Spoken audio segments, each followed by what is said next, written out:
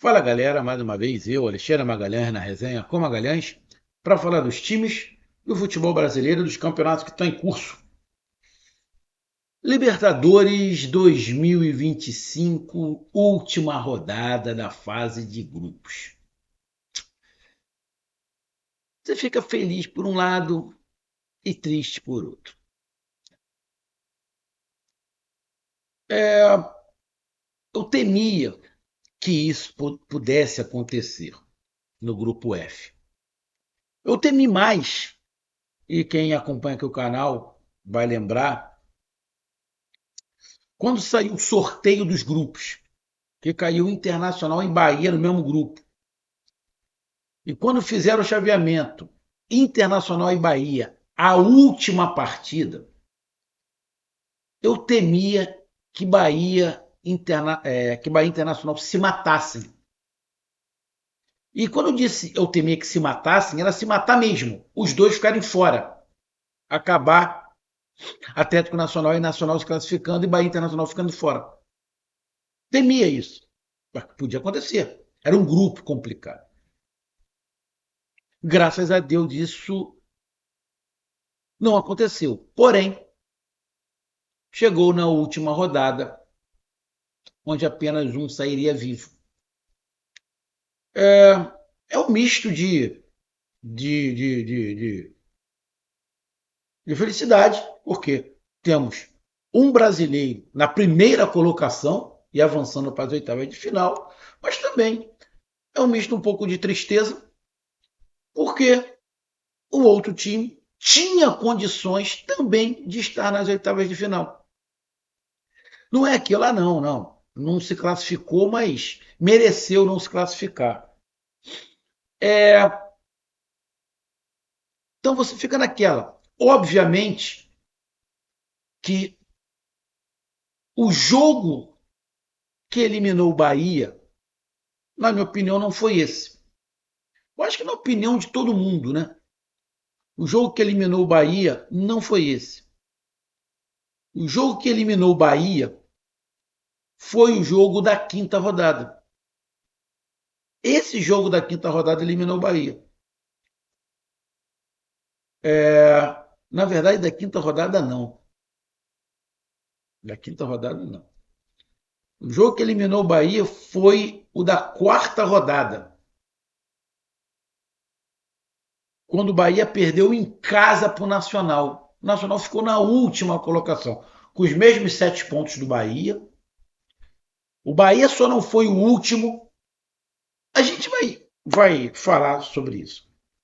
Então, infelizmente, um brasileiro ficou pelo caminho, vai para a Sul-Americana, para o playoff da Sul-Americana, e o outro brasileiro, que é o Internacional, vai em primeiro lugar para a oitava de final da Libertadores. Então, de cara, a gente já dá os parabéns ao Colorado pela recuperação. O Colorado viveu um momento conturbado nessa Libertadores, nesse período de um mês aí bem complicado. Né? Tomou um 3-3 contra o Nacional do Uruguai. Né? Lembrando que estava tomando 3-0. Então, viveu momentos complicados o Internacional, mas conseguiu se recuperar e avançou. Então, não tem como não parabenizá-los. Jogadores, diretoria, Roger. E o torcedor do Bahia, bora Bahia, minha porreta. É, eu acho, amigo torcedor do Bahia, a gente vai falar aqui da classificação, do jogo, mas meu amigo torcedor baiano, que acompanha aqui o canal, não sei se vocês vão querer ver algum vídeo que fale do Bahia, mas você que me acompanha, você vai lembrar o que eu falei. Algum tempo atrás, eu disse o Bahia tinha que seguir mais ou menos os passos, guardadas as devidas proporções. Tá? O time que eu vou citar aqui, hoje está na Série B. Tá? Mas eu estou falando dos passos. Tá? Eu disse que o Bahia tinha que seguir o espaço do Atlético Paranaense. Você ainda vai falar, o Atlético Paranaense está na Série B. Não. Entenda, tá? Pensa antes de falar. Porque o Atlético Paranaense, antes de chegar à final da Libertadores contra o Flamengo, o Atlético Paranaense foi campeão da Sul-Americana. E 2 vezes, se eu não estiver enganado, né? Nesse período. Então, essa retomada do Bahia, né? E aí, com a chegada do Grupo City, e até pela maneira como o Grupo City vem administrando, um passinho de cada vez, eu falei aqui, pô, é muito legal o Bahia estar na Libertadores, mas eu acho que é um passo mais largo. Eu acho que o Bahia deveria criar uma casca primeiro na Sul-Americana, que é um nível aonde o Bahia vai se destacar. O Bahia vai entrar como um dos favoritos. Fui mal interpretado por vários torcedores do Bahia achando que eu estava querendo desmerecer. Não estava querendo desmerecer. Eu só não viajo na maionese igual um monte. Eu não caio no conto da mentira que um monte de canal do Bahia prega e a torcida compra. Lógico, já que chegou a Libertadores, a fase de grupos, que, obviamente, brigasse para avançar.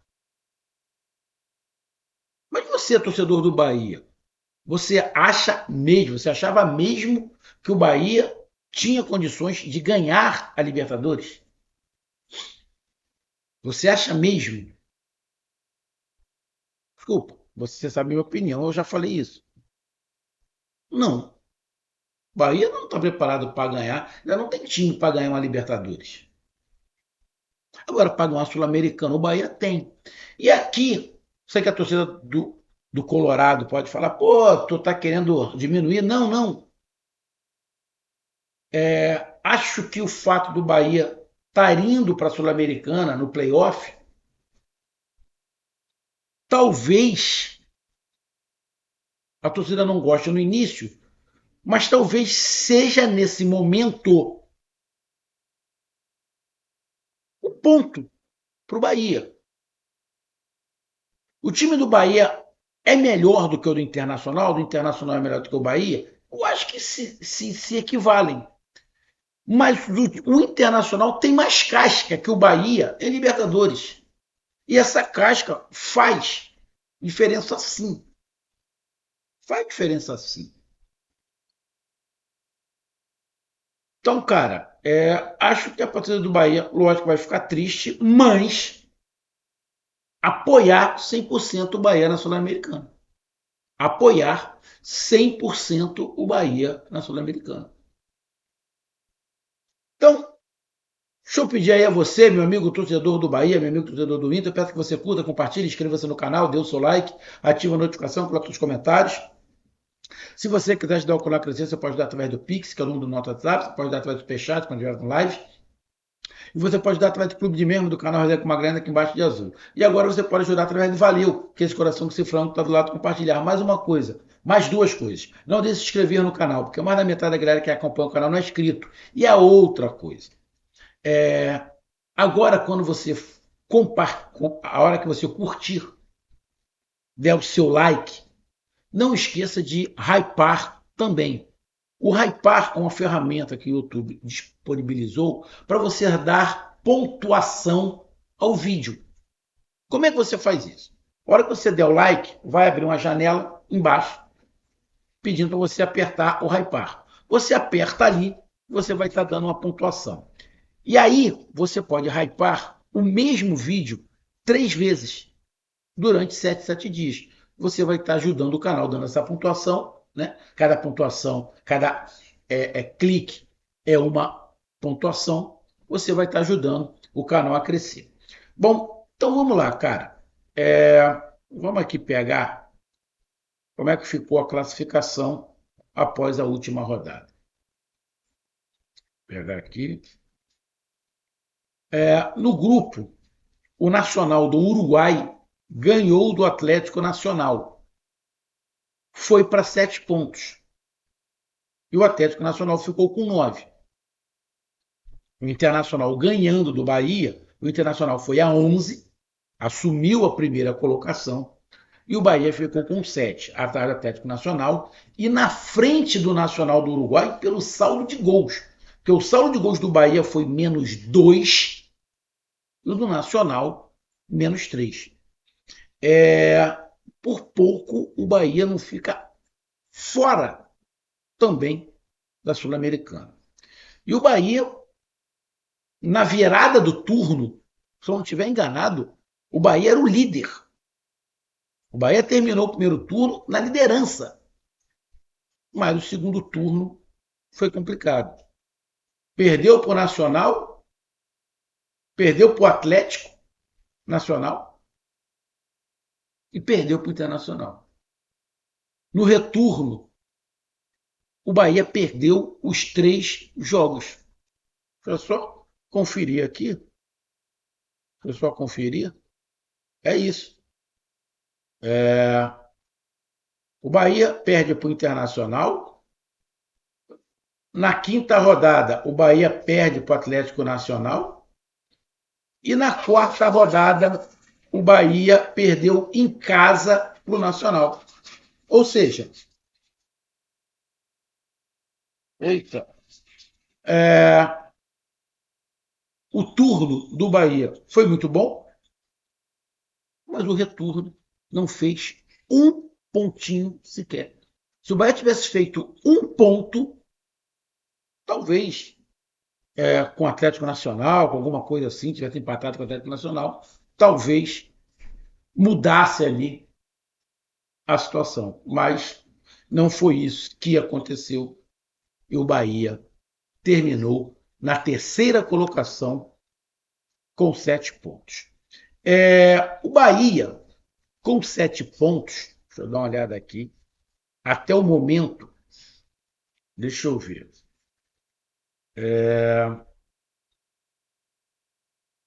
Até o momento, o Bahia.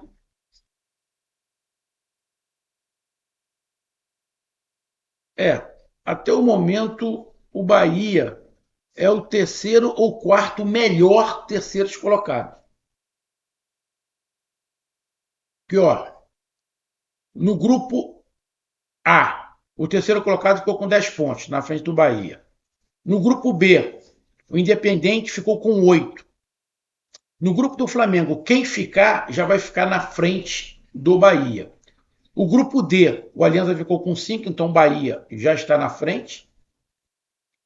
No grupo E, que é o grupo do Fortaleza, tem o Bucaramanga ali com 6 pontos. Dependendo do que aconteça, pode ficar atrás. No grupo G do Palmeiras tem o Sport Cristal. E no grupo H tem o Clube Deportivo. Ou seja, nesse momento o Bahia é o quarto melhor terceiro colocado. Nesse momento pegaria o quarto melhor segundo colocado da Sul-Americana, que a gente ainda não sabe quem é, só vai saber ao final do jogo. Cara, mas eu acho que a torcida do Bahia, lógico, vai ficar triste. Retorno, 3 derrotas, ninguém esperava 3 derrotas assim. Mas está indo para a Sul-Americana.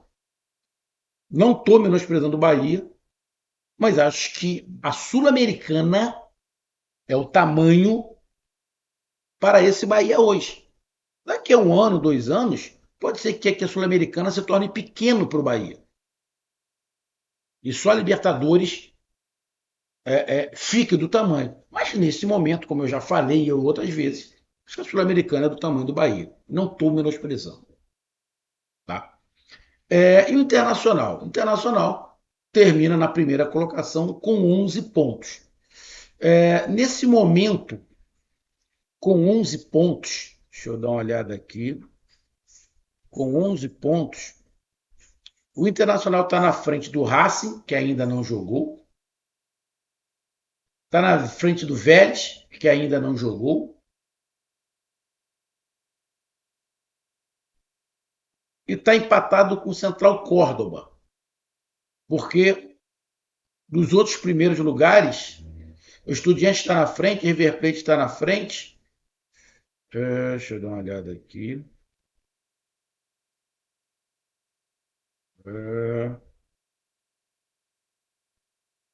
O Palmeiras está na frente.